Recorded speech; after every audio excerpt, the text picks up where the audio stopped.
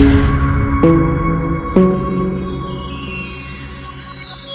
are watching Malabar Safari.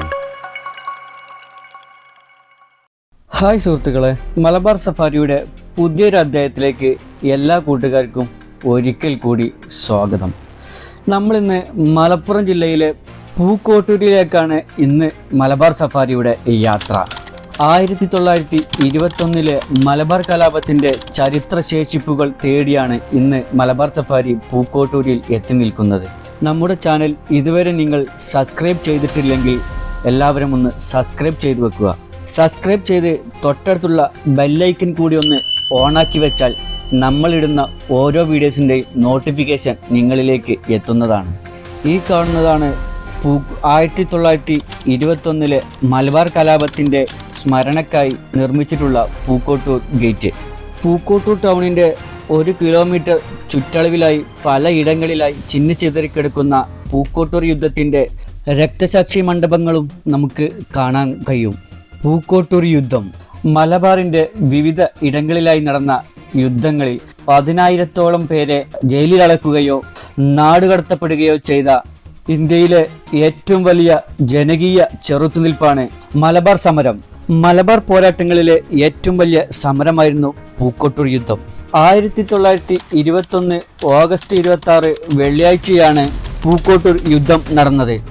ഇന്ത്യയുടെ സ്വാതന്ത്ര്യ സമര ചരിത്രത്തിൽ ബ്രിട്ടീഷുകാർ നേരിടേണ്ടി വന്ന ഏക യുദ്ധം ഇതായിരുന്നു. അലി സഹോദരന്മാരുടെയും ഗാന്ധിജിയുടെയും ആഹ്വാനം കേട്ട് സമരത്തിൻ്റെ തീച്ചൂളിലേക്ക് പ്രവേശിച്ച പൂക്കോട്ടൂരിലെ സമരപോരാളികൾക്ക് ഏറ്റവും വലിയ ആയുധം അഭിമാനബോധവും അടിയുറച്ച വിശ്വാസവുമായിരുന്നു. തുർക്കിയെ ബ്രിട്ടൻ ആക്രമിച്ചതോടെ ലോകത്തെമ്പാടുമുള്ള മുസ്ലിങ്ങൾ ബ്രിട്ടനെതിരായി മാറി. അലി സഹോദരന്മാർ ഇന്ത്യയിലും ഖിലാഫത്ത് പ്രസ്ഥാനം ആരംഭിച്ചപ്പോൾ പൂക്കോട്ടൂരിലും അതിൻ്റെ അലയൊലികൾ ഉണ്ടായി. ഖിലാഫത്ത് പ്രസ്ഥാനത്തിൻ്റെ പൂക്കോട്ടൂരിലെ സെക്രട്ടറി ആയിരുന്ന വടക്കുവീട്ടിൽ മുഹമ്മദായിരുന്നു പൂക്കോട്ടൂർ യുദ്ധത്തിന് നേതൃത്വം നൽകിയത്. 1920 ജൂൺ 14 കോഴിക്കോട് നടന്ന സമ്മേളനത്തിൽ ഗാന്ധിജിയും മൗലാന ഷൗക്കത്ത് അലിയും പ്രസംഗിച്ചു. ആ സമ്മേളനത്തിൽ പങ്കെടുക്കാൻ കാൽനടയായി പൂക്കോട്ടൂരിലെ മാപ്പിളമാർ കോഴിക്കോട് കടപ്പുറത്തെത്തി. പൂക്കോട്ടൂരിലെയും പരിസര പ്രദേശങ്ങളിലെയും ഭൂമിയുടെ 3/4 ഭാഗവും നിലമ്പൂർ കോവിലത്തിൻ്റെ വകയായിരുന്നു. അവർക്ക് പൂക്കോട്ടൂരൊരു കോവിലകം ഉണ്ട്. കോവിലകം വക ഭൂമി ഭൂരിഭാഗവും കുടിയന്മാരായി പാട്ടത്തിനെടുത്തിരുന്നത് കഠിനാധ്വാനികളായ മാപ്പിളമാരായിരുന്നു. ഈ അവസരത്തിലാണ് വടക്കേ വീട്ടിൽ മുഹമ്മദ് ഖിലാഫത്ത് പ്രസ്ഥാനത്തിൻ്റെ നേതൃനിരയിലേക്ക് കടന്നു വരുന്നത്. അദ്ദേഹം പൂക്കോട്ടൂർ ഖിലാഫത്ത് കമ്മിറ്റിയുടെ സെക്രട്ടറിയായി തെരഞ്ഞെടുത്തു. മുഹമ്മദ് നിലമ്പൂർ കോവിലകത്തെ 6ാം തിരുമുൽപ്പാടിൻ്റെ കാര്യസ്ഥനായിരുന്നു. മലബാറിൽ ഉയർന്നു വന്ന രാഷ്ട്രീയ പ്രബുദ്ധത അദ്ദേഹത്തെ വൻതോതിൽ സ്വാധീനിച്ചു. അദ്ദേഹം പ്രത്യേക താല്പര്യമെടുത്ത് കുടിയന്മാരായ കർഷകരെ സംഘടിപ്പിച്ച് കുടിയൻ സംഘങ്ങൾ രൂപീകരിച്ചു. ഖിലാഫത്ത് നിസ്സഹകരണ പ്രസ്ഥാനങ്ങളുടെയും കുടിയൻ സംഘങ്ങളുടെയും അനുശോച നേതാവായി ഉയർന്ന മുഹമ്മദിനെ നിസ്സാര കാരണങ്ങൾ പറഞ്ഞ് തിരുമുൽപ്പാട് ജോലിയിൽ നിന്ന് പിരിച്ചുവിട്ടു. സർക്കാരിനെ തൃപ്തിപ്പെടുത്തുകയായിരുന്നു തിരുമുൽപ്പാടിൻ്റെ പ്രധാന ലക്ഷ്യം. എന്നാൽ കുടിയൻ പ്രസ്ഥാനത്തോടും ഖിലാഫത്ത് സ്വതന്ത്ര പ്രസ്ഥാനത്തോടുമുള്ള എതിർപ്പിൻ്റെ പ്രതിഫലനമായിട്ടാണ് മുഹമ്മദും അനുയായികളും ഇതിനെ മനസ്സിലാക്കിയത്. കുടിയന്മാരായ ഹിന്ദുക്കളും മുസ്ലിങ്ങളും മുഹമ്മദിൻ്റെ കീഴിൽ ഉറച്ചു നിന്നു. പിന്നീട് മുഹമ്മദിൻ്റെയും അനുയായികളുടെയും ശക്തി തകർക്കാനും സമൂഹത്തിൽ അവരെ ഇകഴ്ത്തി കാട്ടാനുമുള്ള കുതന്ത്രങ്ങൾ തിരുമുൽപ്പാടും അനുചരന്മാരും സ്വീകരിച്ചത്.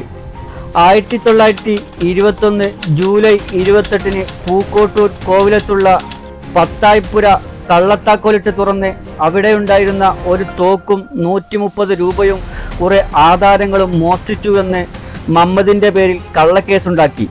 ഇതോടെ പൂക്കോട്ടൂരുള്ള ഒരു വലിയ സംഘം ആളുകൾ മുഹമ്മദിൻ്റെ നേതൃത്വത്തിൽ സംഘടിച്ചു.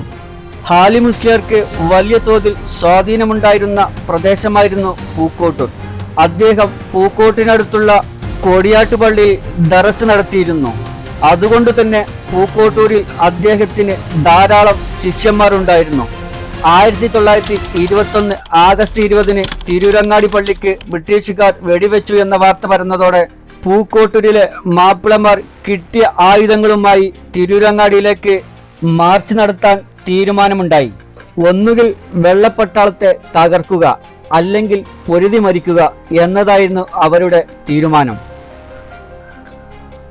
വാർത്തയറിഞ്ഞ് കോൺഗ്രസ് ഖിലാഫത്ത് നേതാക്കൾ പൂക്കോട്ടൂരിൽ കുതിച്ചെത്തി. അബ്ദുറഹ്മാൻ സാഹിബ്, MP നാരായണ മേനോൻ, മൊയ്തു മൗലവി, ഗോപാലമേനോൻ എന്നിവർ അക്കൂട്ടത്തിൽ ഉണ്ടായിരുന്നു. അവരുടെ നിർദ്ദേശപ്രകാരം പോരാളികൾ തൽക്കാലം പിരിയുകയായിരുന്നു ഉണ്ടായത്.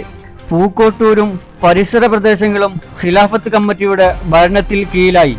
മാപ്പിളമാരും കീയാളക്കുടിയന്മാരും സംഘടിച്ചു. വടക്കേ വീട്ടിൽ മമ്മദ്, പാറാശ്ശേരി കുഞ്ഞറമുട്ടി, കെല്ലറമ്പൻ അബ്ദുഹാജി, കാരാടൻ മൊയ്തീൻ കുട്ടി ഹാജി, മന്നത്തൊടി കുഞ്ഞാലൻ ഹാജി, പൊറ്റയിൽ കുഞ്ഞോക്കർ, മോയിക്കൽ കുഞ്ഞഹമ്മദ് ഹാജി എന്നിവരായിരുന്നു ഭരണ നേതൃത്വം വഹിച്ചിരുന്നത്. 1921 ഓഗസ്റ്റ് 20 കണ്ണൂരിൽ നിന്ന് ഒരു സംഘം ബ്രിട്ടീഷ് പട്ടാളക്കാർ മലപ്പുറത്തേക്ക് പുറപ്പെട്ടിരിക്കുന്നു എന്ന വാർത്ത കോഴിക്കോട്ട് ഖിലാഫത്ത് കേന്ദ്ര കമ്മിറ്റിയിൽ നിന്നും പൂക്കോട്ടൂരിൽ കിട്ടി. പട്ടാളത്തെ പൂക്കോട്ടൂരിൽ വെച്ച് നേരിടാമെന്ന് മാപ്പിളമാർ തീരുമാനിച്ചു. ഒരുക്കങ്ങൾ തകൃതിയായി നടന്നു. കാരാട്ട് മൊയ്തീൻകുട്ടി ഹാജിയും വടക്കേ വീട്ടിൽ മമ്മദ് ഹാജിയും നേതൃത്വം നൽകി. യുദ്ധകാഹളം മുഴങ്ങി. കോഴിക്കോട് പാലക്കാട് റൂട്ടിൽ നിരവധി സ്ഥലങ്ങളിൽ പാലം പൊളിച്ചും മരങ്ങൾ മുറിച്ചിട്ടും റോഡ് തടസ്സപ്പെടുത്തി. പട്ടാളത്തിന്റെ യാത്ര വളരെയേറെ ബുദ്ധിമുട്ടിലാക്കിയെങ്കിലും എല്ലാം തരണം ചെയ്ത് ഓഗസ്റ്റ് 25 അന്നവർ അറവങ്കര പാപ്പാട്ടുങ്കൽ എന്ന സ്ഥലത്തെത്തി. അവിടെയുള്ള വലിയ പാലം പൊളിച്ചിട്ടുണ്ടായിരുന്നു. അതിനാൽ അന്നവർ കൊണ്ടോട്ടിയിലേക്ക് മടങ്ങി. പിറ്റേ ദിവസം വീണ്ടും വരികയും പള്ളിക്ക് കരുതി വച്ചിരുന്ന മരങ്ങളും തെങ്ങുകളും എടുത്ത് താൽക്കാലിക പാലം നിർമ്മിച്ചു വാഹനങ്ങൾ മുന്നോട്ടെടുക്കുകയും ചെയ്തു. യുദ്ധസന്നരായ മാപ്പിളമാർ മുൻ തീരുമാനപ്രകാരം പൂക്കോട്ടൂരിനും പിലാക്കലിനുമിടയിലുള്ള പാടത്തും തോട്ടിലുമായി പട്ടാളത്തെ കാത്തിരുന്നു. 2000-ലധികം ആളുകൾ ഉണ്ടായിരുന്നു അവർ. പൂക്കോട്ടൂർ ദേശക്കാർക്ക് പുറമെ വെള്ളുവമ്പുറം, പൊഴിയാട്ട് മേൽമുറി, പുല്ലഞ്ചാൽ മീൻമുറി, ആനക്കയം, പന്തല്ലൂർ, പാണ്ടിക്കാട്, പാപ്പിനിപ്പാറ, മലപ്പുറം, മഞ്ചേരി, നിലമ്പൂർ, കരുവാരക്കുണ്ട് തുടങ്ങിയ സ്ഥലങ്ങളിൽ നിന്നുള്ള ധാരാളം ആളുകൾ യുദ്ധത്തിൽ പങ്കെടുക്കാനെത്തിയിരുന്നു. പിലാക്കലങ്ങാടിയിൽ ഒരു വലിയ പുളിമരം മുറിച്ചിട്ട് റോഡിന് തടസ്സമുണ്ടാക്കി 22 ലോറികളിലായാണ് പട്ടാളക്കാർ എത്തിയത്. വാഹനവ്യൂഹത്തിന്റെ മുൻനിര പിലാക്കലങ്ങാടിയിൽ എത്തുമ്പോൾ മുൻനിരയിലെ വാഹനത്തിന് വെടിവെക്കാനും അതോടൊപ്പം 4 ഭാഗങ്ങളിൽ നിന്നും വളയാനുമായിരുന്നു പരിപാടി. നാട്ടുകാർ തങ്ങളുടെ കൈവശമുള്ള കൈത്തോക്കുകളും മറ്റു ആയുധങ്ങളുമായി പട്ടാളത്തിന് കഴിയുന്നത്ര നാശനഷ്ടങ്ങൾ ഉണ്ടാക്കാൻ ശ്രമിച്ചു. പക്ഷേ കൈത്തോക്കുകൾക്ക് ബീരങ്കികളോടും വലിയ യന്ത്രത്തോക്കുകളോടും കിടപിടിക്കാൻ കഴിഞ്ഞില്ല. ദൈവവിശ്വാസത്തിന്റെ പിൻബലത്തിലും മാപ്പിളമാർ വാളുകളും കയ്യിൽ കിട്ടിയ ആയുധങ്ങളുമായി പട്ടാളക്കാരുടെ നേരെ കുതിച്ചു. ബീരങ്കി ഉണ്ടകൾക്ക് മുന്നിൽ തലകുനിക്കാതെ അവർ പൊരുതി നിന്നു. ആദ്യം വെടിയുതിർത്ത പാറഞ്ചേരി കുഞ്ഞാറമുട്ടിയും അയമുദവും തങ്ങളുടെ കൈവശമുണ്ടായിരുന്ന 100ഓളം തിരകൾ തീർന്നപ്പോൾ വെളിയിൽ വന്നു ധീര രക്തസാക്ഷിത്വം വഹിച്ചു. ചുവന്ന തുണിയും വെള്ള ബനിയനും എടുത്ത് യുദ്ധമുന്നണിയിൽ ഉണ്ടായിരുന്ന മണ്ണിന്റെ പുത്രൻ വടക്കു വീട്ടിൽ മമ്മദും യുദ്ധഭൂമിയിൽ മരിച്ചു വീണു. 3 മണിക്കൂറിലധികം നീണ്ടുനിന്ന ഉഗ്ര പോരാട്ടത്തിൽ 400ഓളം മാപ്പിളമാർ കൊല്ലപ്പെട്ടു. ഇവർക്കൊക്കെ നെഞ്ചത്തായിരുന്നു വെടി കൊണ്ടത് എന്ന് ചരിത്രകാരന്മാർ പറയുന്നു. ഇത് അവരുടെ അസാധാരണമായ ധൈര്യത്തെയും അചഞ്ചലമായ ദൈവവിശ്വാസത്തെയുമാണ് പ്രതിഫലിക്കുന്നത് എന്ന് ചരിത്രകാരന്മാർ പറഞ്ഞു വെക്കുന്നു. അവരുടെ ഏറ്റവും വലിയ ആയുധം അഭിമാനബോധവും അടിയുറച്ച ദൈവവിശ്വാസവുമായിരുന്നു. മേജർ ബെസ്റ്റൺ ലങ്കാസ്കർ അടക്കം അദ്ദേഹം തൻ്റെ 22ാമത്തെ വയസ്സിൽ ASP ആയി ചുമതലയേറ്റ ഉദ്യോഗസ്ഥനാണ്. അദ്ദേഹമടക്കം 9 ബ്രിട്ടീഷുകാരും 8 പട്ടാളക്കാരും പ്രസ്തുത യുദ്ധത്തിൽ കൊല്ലപ്പെട്ടു. അതിശയകരമായ ശൂരത്വമാണ് മാപ്പിളമാർ യുദ്ധത്തിൽ കാണിച്ചിരുന്നത് എന്ന് ബ്രിട്ടീഷ് ഉദ്യോഗസ്ഥർ പറഞ്ഞു വെക്കുന്നു. യുദ്ധം കഴിഞ്ഞ് മലപ്പുറത്തേക്ക് പോവുകയായിരുന്ന പട്ടാള വാഹനത്തിൽ ഒന്ന് വാറങ്കോട് വെച്ച് മക്കരത്തൊടി കുഞ്ഞഹമ്മദ് എന്ന മാപ്പിള പോരാളി തകർത്തിരുന്നു. കമാൻഡിംഗ് ഓഫീസറടക്കം 4 ബ്രിട്ടീഷുകാരും സഞ്ചരിച്ചിരുന്ന ലോറിയിലേക്ക് ഒരു മരത്തിന് മുകളിൽ നിന്ന് അദ്ദേഹം ഒരു കൈബോംബ് എറിയുകയായിരുന്നു. കമാൻഡറും 4 പട്ടാളക്കാരും കൊല്ലപ്പെട്ടു. കുഞ്ഞഹമ്മദിന്റെ ശരീരം മരത്തോട് ചേർത്ത് ഒരു കയറുകൊണ്ട് കെട്ടിയിരുന്നു. പട്ടാളക്കാരുടെ വെടിയേറ്റ് ആ ധീരദേശാഭിമാനി വീര മരണമടഞ്ഞിരുന്നു. വെടിയേറ്റ് ആ ശരീരത്തിലെ മാംസമൊക്കെ തെറിച്ചു പോയിരുന്നു എന്ന് നമുക്ക് ചരിത്രങ്ങളിൽ കാണാം. ഇതിനുശേഷവും ഇവിടെ നിന്ന് നിരവധി ഏറ്റുമുട്ടലുകൾ നടന്നിട്ടുണ്ട്. 1921 ഒക്ടോബർ 20 ദുർഗ പട്ടാളത്തോട് ഏറ്റുമുട്ടി 4 പേർ മരിച്ചിരുന്നു. ഒക്ടോബർ 25 മേൽമുറി അധികാരത്തോടി പട്ടാളവുമായി നടത്തിയ ഗൊറില്ല യുദ്ധത്തിൽ 246 പേരാണ് മരണപ്പെട്ടത്. 14 വയസ്സുകാരിയായ കീരൻതൊടി ഫാത്തിമയും കദിയുമ്മയും അടക്കം രക്തസാക്ഷികളായി.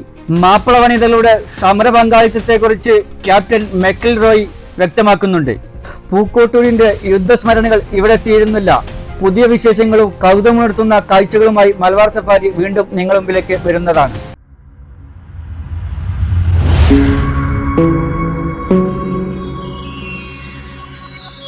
You are watching Malabar Safari.